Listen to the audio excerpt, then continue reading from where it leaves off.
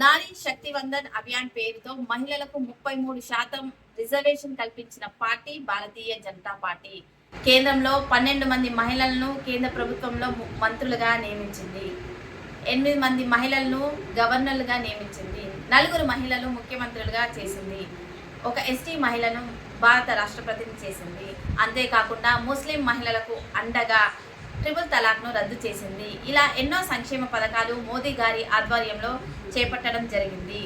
దేశ రక్షణకు, ధర్మ రక్షణకు, దేశ అభ్యున్నతికి, మహిళా సాధికారికతకు అండగా నిలిచింది భారతీయ జనతా పార్టీ. కాబట్టి బీజేపీకి ఓటు వేయండి. మన నరేంద్ర మోదీ గారిని 3వసారి ప్రధానిగా ఆశీర్వదించండి. అబ్కి బార్ 400 పార్, ఫిర్ ఏక్ బార్ మోదీ సర్కార్. జై శ్రీరామ్.